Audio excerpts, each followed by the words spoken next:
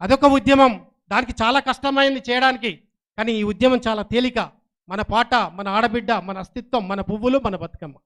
అందుకోసం ఈనాడు ఈ రకంగా ధైర్యంగా బాధ ఎవరికైతుందో ఆ బాధ ఉన్నోళ్ళే గుండెలకెళ్ళి ధైర్యంగా మాట్లాడారు మైకు పట్టుకొని, మా బాధ ఇది, మేము ముందుంటాం అని చెప్పి.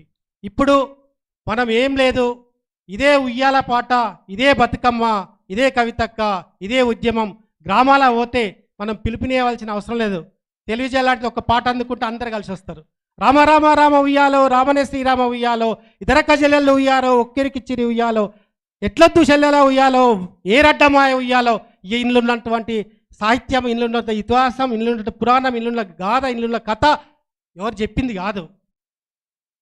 ఇది అంతా ప్రజల బతుకమ్మ పాటలు రాసే ప్రతి క్షణం, నేను అక్కతో కూడా చెప్పిన, అక్కతో కూర్చున్నప్పుడు ప్రతి పాటలో ఒక ఆడపిల్ల గాథ కన్నీళ్ళు వస్తాయండి.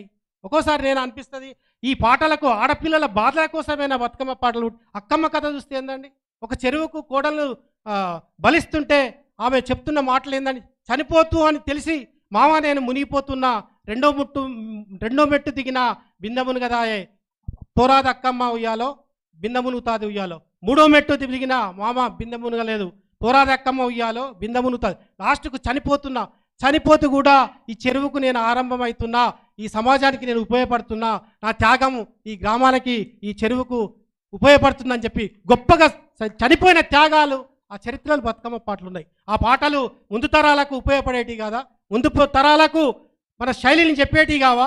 ఇంత గొప్ప సంస్కృతితో ముడిపడిన బతుకమ్మ ఇలా అంతరించిపోవడానికి కారణం ఒక పాలకులు. ఓకే, రాజకీయ చదరంగంలో నీకున్నటువంటి నీ ప్రణాళికలో, నీకున్నటువంటి ఆచరణలో నువ్వు చేసుకో, కానీ ప్రజల సంస్కృతి, ప్రజల జోలికి వస్తే మాత్రం మళ్ళీ ఇదే ప్రజలు మళ్ళీ మమ్మకమై తిరగబడతారని చెప్పి ఈ సందర్భం తెలియజేస్తున్నా.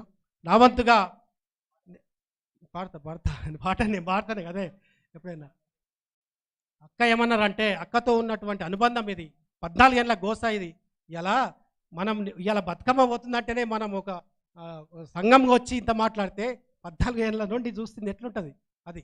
తర్వాత నేను ఒకటి పాట రాసుకుంటప్పుడు గొప్పగా అంటే, ఇంటి ముందర రంగవల్లి, ఇంటికే కూరాడు తల్లి, గడప గడపకు ఆడబిడ్డ, తెలంగాణకు ముద్దు బిడ్డ, మట్టి కలువల పరిమళం, ఉద్యమాల తోరణం, అమ్మ జాగృతి మాడబిడ్డమ్మ, అమ్మ జాగృతి పోరాట తెట్టమ్మ. జాగృతి ఆడబిడ్డ, పోరాట తెట్టే. ఆ తెట్టెను తలిగితే ఊకుంటాయా? ఇదే మనమంతా.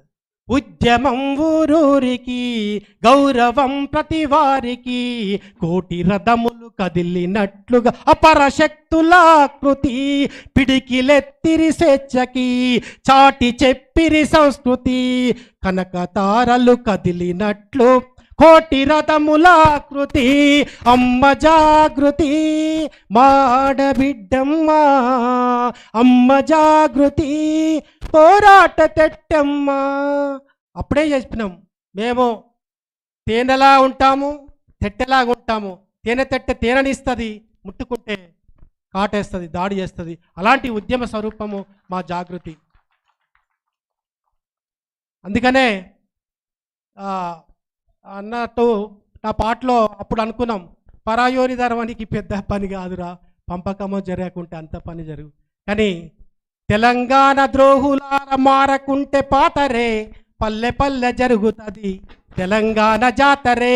అసైదులా ఏ కాళ్ళ గజ్జల, ఏ అసైదులా ఏ కాళ్ళ గజ్జల, ఏ అసైదులారతి కాళ్ళ గజ్జల గమ్మతి, తెలంగాణ లడాయికి కదులుతున్నదిమ్మతే.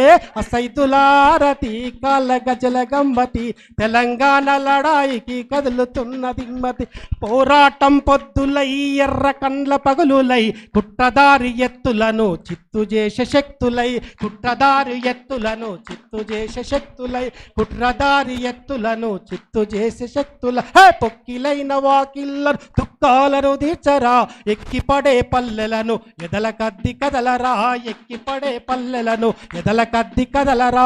అసైదులా ఏ కాళ్ళ గజల, ఏ అసైదులా ఏ కాళ్ళ గజల, ఏ సైదులారతి కాళ్ళ గజల గమ్మతి తెలంగాణ లడాయికి కదులుతున్న దిమ్మతి సైదులారతి.